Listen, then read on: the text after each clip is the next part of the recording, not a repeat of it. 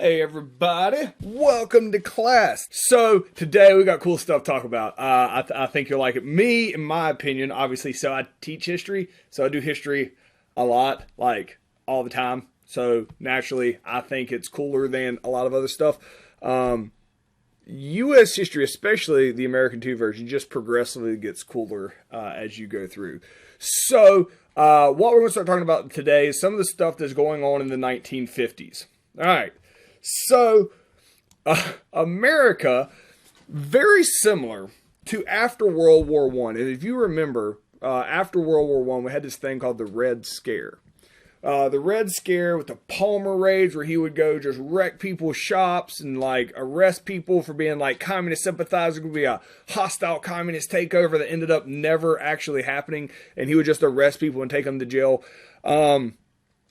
And then also in the 1920s, you had the Seiko and Vanzetti trial, where Seiko and Vanzetti are executed, even though what they were accused of possibly never happened.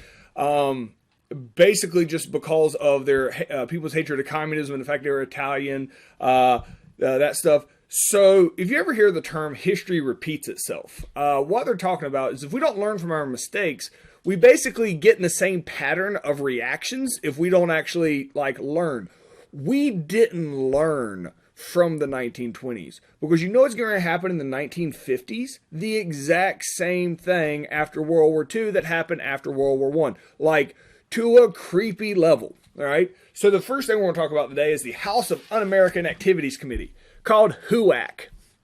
I've been teaching for 15 years now, 14 years, 15 years, whatever.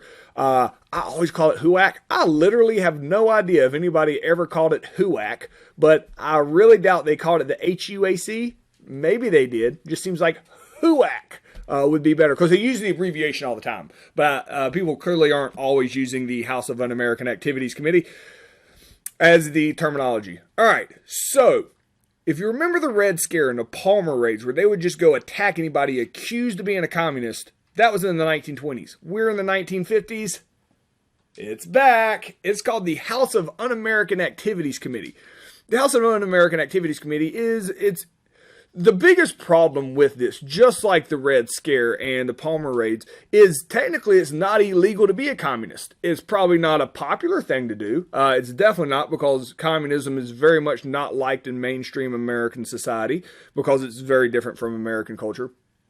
But it wasn't illegal to be in the Communist Party. That doesn't stop the government from trying to stop a hostile communist takeover in America. All right. So we're on the exact same logic as we were at the Palmer raids with the Red Scare.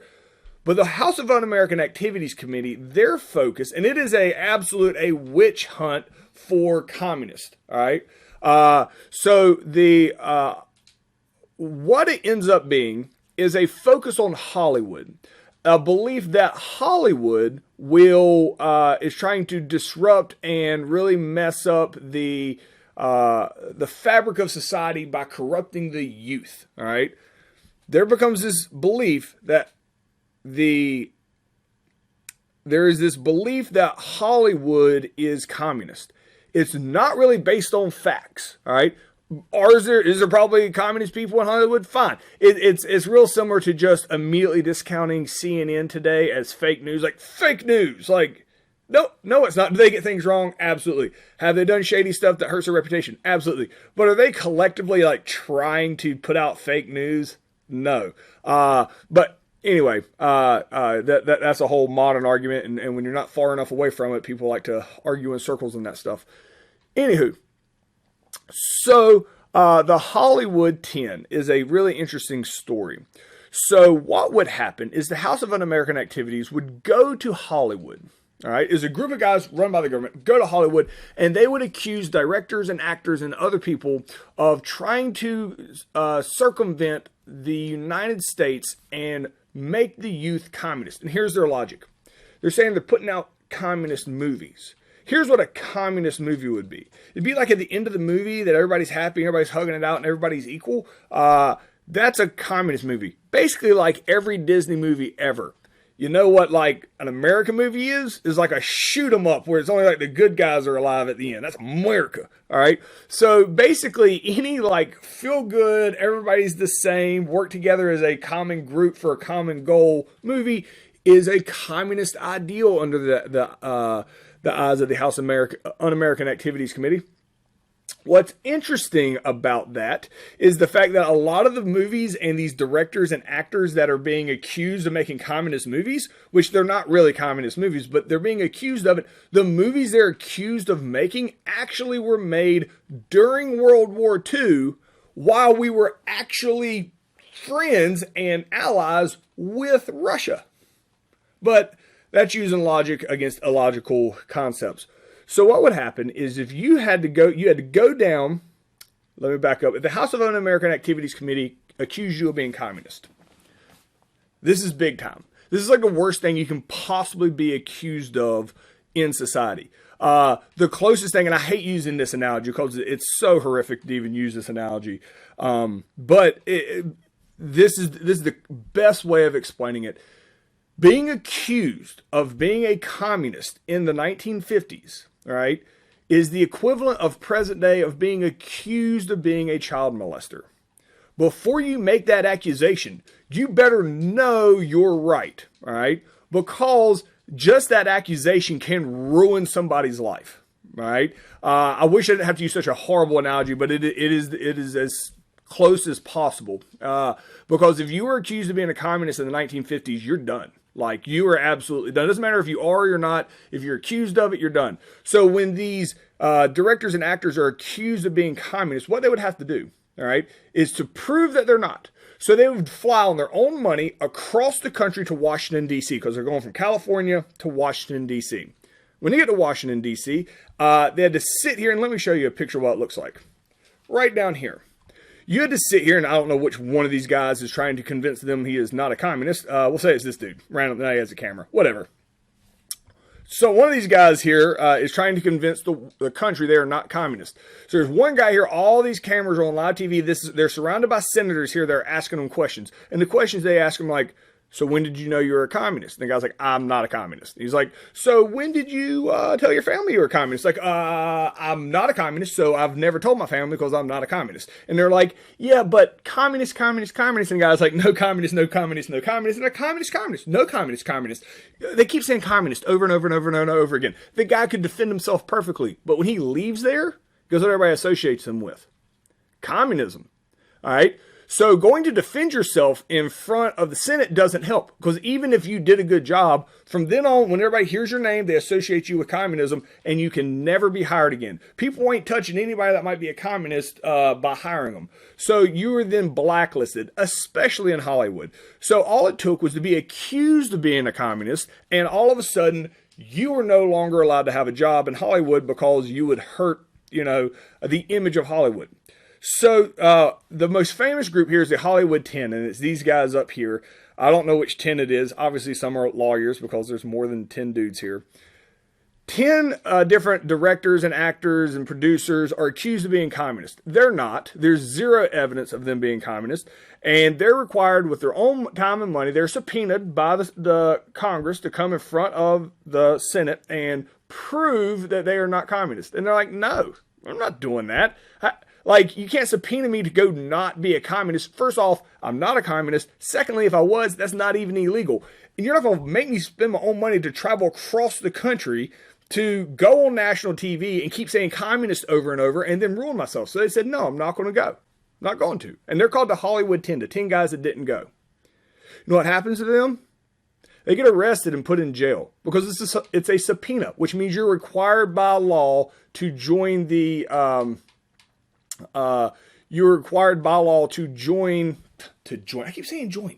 Required by law to show up in front of court. All right. So when they don't show up, they broke the law and they're arrested and put in jail. Guess what the American people think? Well, they're communists. That's why they went to jail. Like, so there's no way of winning here. This is very similar to the Palmer raids. If you're accused of being a communist, you may not have, your house may not be ransacked and taken to jail, but your entire life is over. And it's this fear of communism, like the Red Scare 2.0, in the 1950s, and it's absolutely terrifying to everybody in America. Not only of being accused of being a communist, but they talk about it enough what there really is going to be a communist takeover. Like, and everybody's like, surely not. I bet there's spies all around us. Speaking of spies, so we got all this time to try to convince everybody there's no spies. And we catch a spy in our government. His name's Alger Hiss. All right. So Alger Hiss is convicted of being a spy. And the reason he's convicted of being a spy is because he clearly is a spy. Let me back up. So Alger Hiss was a spy for Russia. It's kind of interesting because he was a spy for Russia. He's in our State Department. He is in our federal government. And he is officially, they have enough information, he is absolutely was a spy for Russia. He's no longer a spy when they catch him in 1950. But he was. Now, when he was a spy, we were actually allies with Russia. So I guess Russia didn't think that we were giving them enough information that they needed. So Alger Hiss was helping giving them more information than the government was, whatever. He was clearly breaking law. I mean, this is really, really bad. This is treason. This is like life in prison stuff. You don't mess around with that. However, there's a statute of limitations on this crime, which means if they don't catch you within a certain amount of years, and I'm just going to make it up here, I don't know what it is, we'll say it's 3 years. If they don't catch you within 3 years of doing the crime, they can't try you for it. So the statute of limitations has passed. So when they finally found out, we'll say 1945, that he was a spy for Russia, all right? And now it's 1950. That 3 years has passed, so they can't put him in jail for being a spy because they didn't catch him soon enough. So what they do is they put him on trial, and they say, hey, were you a spy, Alger Hiss? Alger Hiss can be like, nah. Like, why even lie about it at the time? They can prove he was, because they have enough information to prove he was a spy. And then they put him in jail, I think just for a year. I think it's the maximum they can put him in jail for perjury, for lying under oath. All right. So they do find a reason to put him in jail for it, but they can't actually get him on being a spy. But the moment that we actually catch somebody that is an actual spy, which is Alger Hiss, he was a real spy, and he does work for our government. Guess what everybody thinks? That there's spies everywhere, and every third person must be a Russian spy. So after Alger Hiss is captured, he no longer, he goes to jail. But everybody gets super squirrely because you catch one spy, they think they're everywhere. All right. Now, if you remember the Seiko and Vanzetti trial that took place in the 1920s, where Seiko and Vanzetti were executed because they're communists, they're draft dodgers, and they were Italian. And there's no evidence against them. And it was a horrible, horrible, like, botching of American, the American justice system.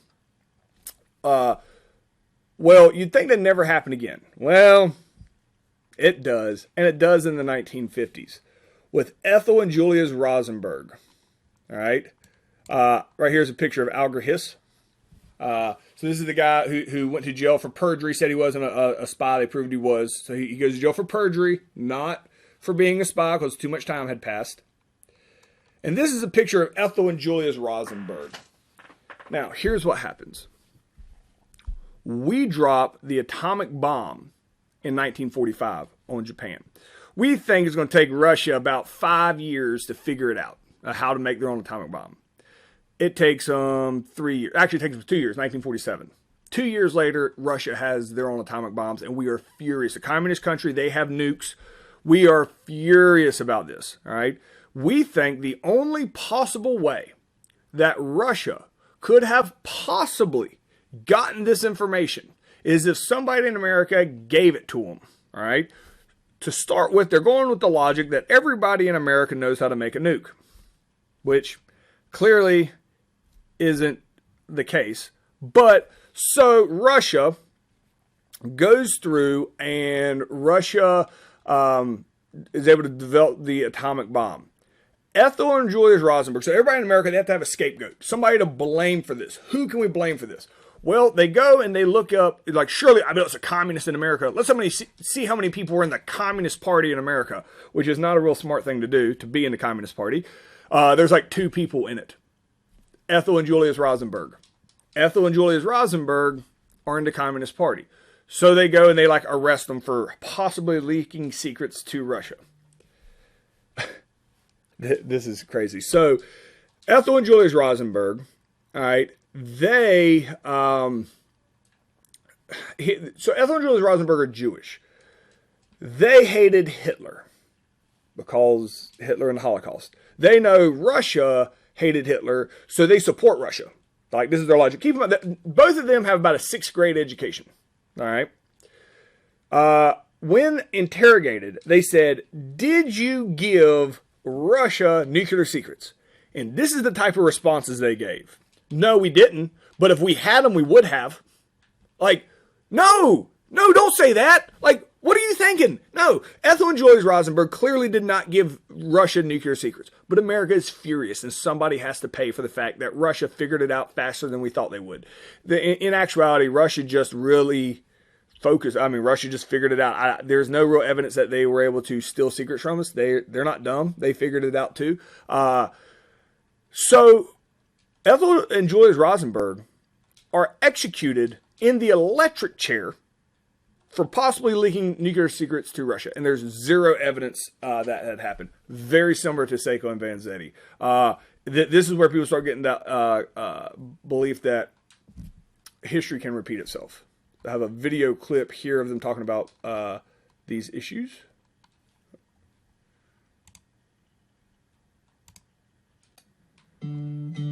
Starts out boring. It actually gets really good.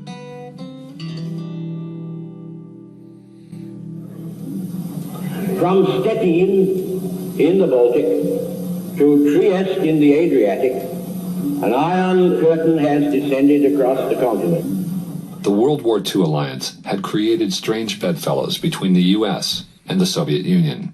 It wasn't long before pragmatic allies turned into fearful enemies. Truman addressing the Federal Bar Association. In 1947, President Truman swore to defeat communism worldwide and at home. If we all work together to maintain and strengthen our democratic ideals, communism will never be a serious threat to our American way of life. The example we set for free men everywhere. Under Executive Order Number 9835, he introduced the Federal Loyalty Program to root out subversives and other disloyal Americans. In 1 year, J. Edgar Hoover's FBI investigated more than 2 million government employees. Alger Hiss, one-time high government official, will lose all civil rights after a year in prison. 2 high-profile cases rocked the nation. Former State Department official Alger Hiss was convicted as a Soviet spy. The fate of each man and of others hangs in the balance. Julius and Ethel Rosenberg were convicted of stealing nuclear secrets for the Soviets. They were executed at Sing Sing Federal Prison in 1953. The ring was first uncovered following... There was something almost irrational about the seduction of communism that made it even a worse threat than the totalitarianism of fascism. Fascism seemed to be tied to national views. Communism, as communists often said, was international. It could happen everywhere. All right. So, speaking of communism, there's this dude named Joseph McCarthy. All right. Joseph McCarthy started convincing... All right. Now, let me just tell you the story of Joseph McCarthy. He's a senator from Wisconsin. All right. So he's a Republican from Wisconsin. Doesn't matter. It doesn't matter his political party because he's a turd and they can exist in either political party. So he's a Republican from Wisconsin. He's not a super awesome senator. He's probably getting ready to lose re-election in the 1950s. All right. So Joseph McCarthy. All right. And so let me show you a picture of him as I sit here and talk about him. This is a picture of old Joseph McCarthy here. Joseph McCarthy. All right. He realizes he's about to lose re-election, all right? And all of a sudden, one day before the election, he jumps up and is like, oh my gosh, I just found out there's about to be a hostile communist takeover in the United States. Not only that, there are people that have infiltrated our government that are known communist, and I can stop them. But only I can stop them. Not only that, I have a list of names right here, and he always has a piece of paper, like in this picture. I have a list of names right here of known communists that are elected officials in this government that are all working together to overthrow America. However, in order for me to stop them, you need to re-elect me. All right? Wins re-election in a landslide. People are terrified. Oh my gosh, McCarthy, what are we going to do? And he's like, well, look, I got a list of names right here. I can stop them, but right now, if I read off their names, they're going to shut me up, and I may get killed. Who knows? They're evil communists. I'm going to need more power, all right, in order to stop these people. So he starts asking the government for more power. Well, a lot of people in the government are like, wait a minute. More power? Why? And he's like, I got to stop these communists. So here's the thing. You give him the power, and he ends up becoming one of the most powerful senators in America. Because he keep giving him powers. If you, as another senator, be like, no, I don't think you should have this much power, guess what he's going to say about you? You're a communist. Once he calls you a communist, because he has everybody's attention in America, if he calls you a communist, if he says your name's on this piece of paper, your career is over. Like, done. All right? The media, they want to question him, but if he claims that the media is communist, completely shuts down entire billion-dollar corporations. All right?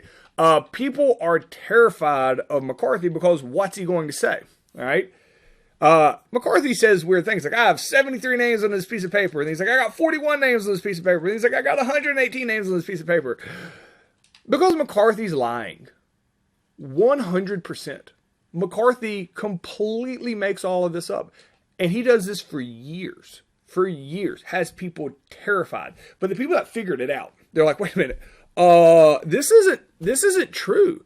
You can't go say that. If you go on TV and you question McCarthy or you question him publicly to his face, guess what?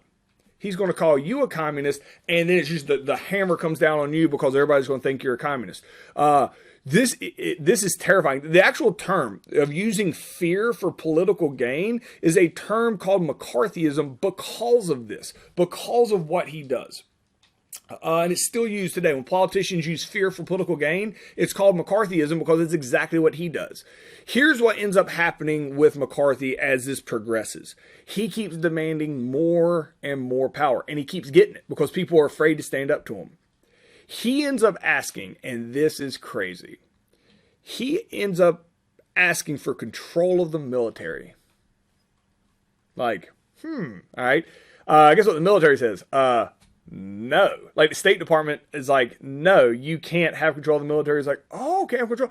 Oh, the military doesn't want me to control them. Well, let's look. They all dress alike. They all march the same. They all get paid equal based on rank. Oh, looks communist to me. He calls the State Department, he calls the military communist. All right. This is the group that protects us from communists. All right. When they say that, basically the military just walks up on the stage and snatches the paper from his hand, and they open it up and it's blank. All right. Like you see this sign behind him. He's always like, he's set to cite names. Like, everybody show up, buy your ticket. He's going to give him the names. And he's like, it's not safe to do so. I've got a new lead. I got to add more to it before I tell you. Always does it. Never, because there is no names. All right. Never any verifiable information. Once he accuses the State Department, they realize he's full of it. And they call him out on it, and he is immediately shamed and kicked out of office. But Joseph McCarthy is absolutely one of the many types of people who are going to try to profit or benefit from this irrational fear of communism at the time. All right. And then the hydrogen bomb. All right. So let me explain something to you. All right. Let me show you this. The atomic bomb that we drop, all right, on Hiroshima and Nagasaki was so big when we dropped it on those cities in Japan, the people in China saw it. All right. 4 years after that, in 1949, we developed the hydrogen bomb. Never been used in warfare. All right. We developed this in 1949. The hydrogen bomb is 67 times more powerful than the atomic bomb. It's like dropping 67 atomic bombs at one time. And we make it. And then we make thousands of them. And Russia gets it 6 months later, and makes thousands of them. So when we're talking about World War III and the Cold War, we're not talking about atomic bombs. We're talking about hydrogen bombs, which is a version of atomic bombs. They're all nuclear bombs. But absolutely huge. This is our first test of the hydrogen bomb. All right. Let me explain to you what this test is. The bomb that they detonate is about the size of a suitcase. It's the smallest possible one that they can make, that they can get the reaction they need to. All right. This picture is taken in the middle of the Pacific. All right. When it is detonated, it's detonated on a little island. Not only is this little island 25 miles across, in which this cloud right here, this mushroom cloud, completely encompasses, bigger than 25 miles across. All right. It's basically considerably bigger than Moxville. All of Moxville in this picture. Not only that, this picture is taken at like 1 p.m. in the afternoon in a bright, sunny day in the middle of the Pacific. This bomb is so bright, it makes the sun look black by comparison. All right. Hooray, humans. Thank you for making this. Why? So we have developed the hydrogen bomb. All right. It'd be really cool if I had a video of that, wouldn't it? Yeah. Oh, that's right. I do. Come on, be quick. All right, there we go. This is cool. You like this.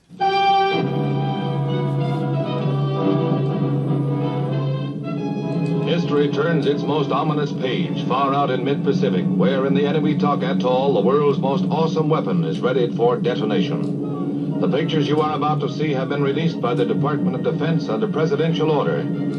Here on Illujalab Island, the cab or housing for the first hydrogen bomb takes shape after months of preparation. In this building, the cataclysmic force of the H-bomb will be released. Working as a task force team, the Army, Navy, and Air Force work against time to prepare the installations for M-hour under the supervision of scientists who have labored for years to develop the thermonuclear weapon. Illujalab, the shot island is almost ready for the sacrifice. With final preparations almost complete, jeeps with workers leave the island, which is connected with two others by a plywood tube. Filled with helium, it houses the hundreds of instruments which will record the explosion data, which is the prime objective of the test. On board the Estes, flagship of the task force, officers go over final details around a chart of the affected atoll, which spans a distance of 25 miles. Under the direction of General Clarkson, task force commander, M-hour approaches with terrifying rapidity. Do not remove goggles or face bursts until 10 seconds after the first light. 8, 7, 6, 5, 4, 3, 2, 1, T0. The ball of fire is 3 miles across as it shatters both land and sea. The shockwave races 35 miles and reaches the control ship with force enough to jar the solidly mounted camera.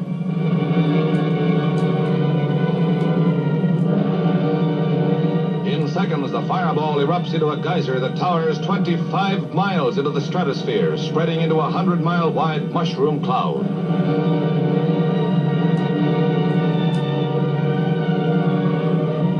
Rising with the cloud are millions of cubic feet of radioactive ash, a virulent byproduct of the fusion bomb that will shower down over the area in approximately 1 hour. Helicopters have a narrow margin of safety to flit across the blast zone and report back. Still unknown is the effect of the explosion on the atoll. All test islands seem to be swept clean. Illujalab is completely gone. Nothing there but water, and what appears to be a deep crater. With its force measured in megatons, equivalent to millions of tons of TNT, the power of the thermonuclear bomb is almost inconceivable. Yay, humans. All right, that is as far as we're going to get today. See you guys.